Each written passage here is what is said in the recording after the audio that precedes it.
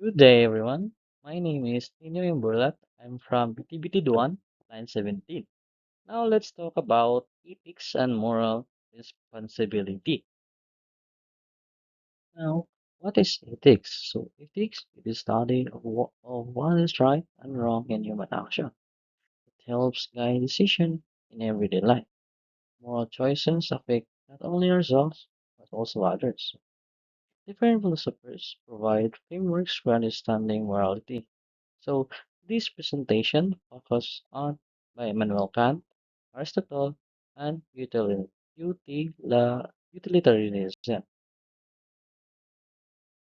First, let's talk about Kant's deontology. So Kant's deontology, moral action are based on duty, not on emotion or personal desires. Individuals must think beyond their own preferences when deciding what is right. So Kant's idea is based on using reason in making moral decisions. He believes that before doing anything, we should think we should think carefully if our action can become a rule that everyone can follow. So, for example, if I lie to get out of trouble, I should ask myself, what everyone what if everyone lied all the time? If everyone lied, then no one will trust anyone anymore. Because of these lying becomes wrong.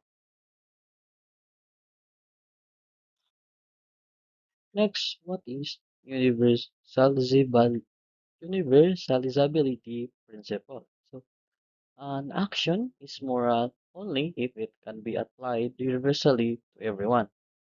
Individual must ask if their action can become a general rule, prevent selfish and biased decision making, encourage fairness and consistency in judgment. So, Kant also teaches that we should treat people as important human beings, not just as tools to get what we want.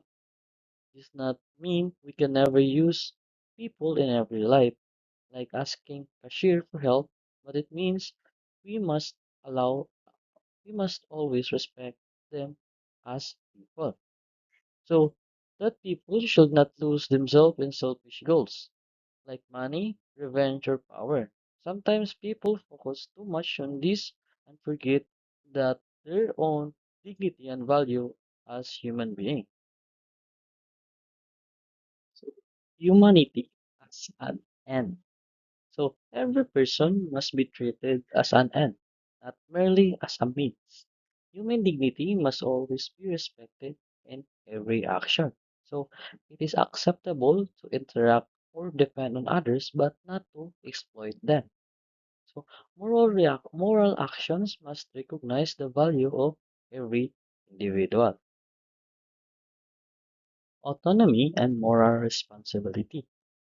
Individuals are self-governing and capable of making moral decisions. The highest moral authority comes from one's rational mind. People must not be controlled by selfish desires or external pressures.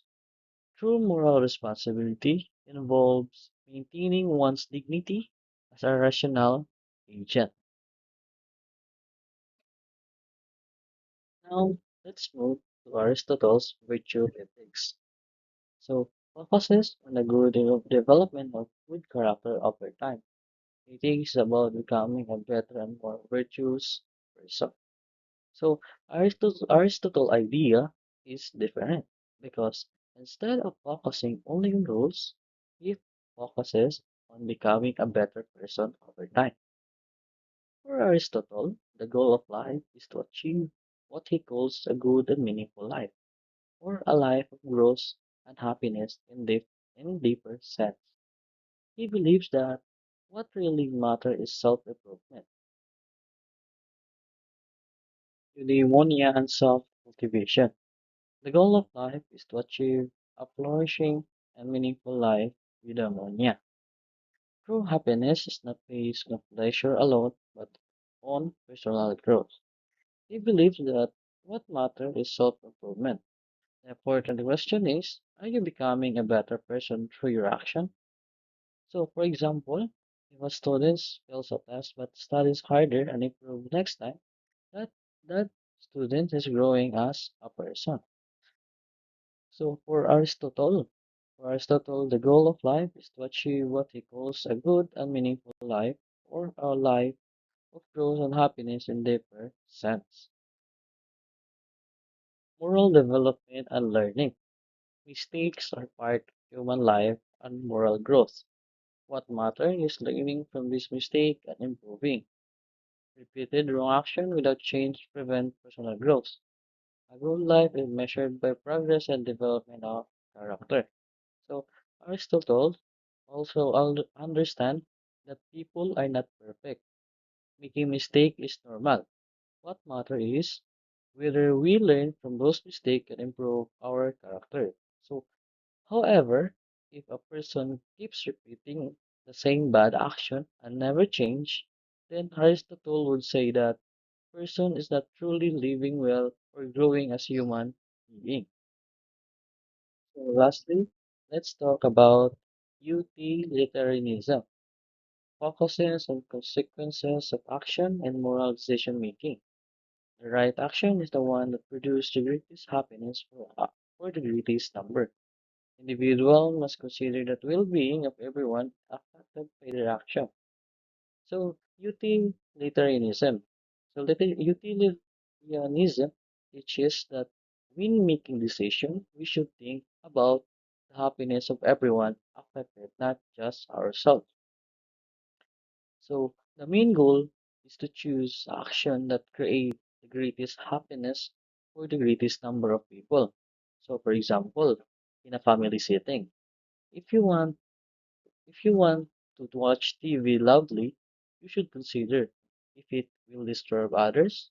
If it does, then you should lower the volume.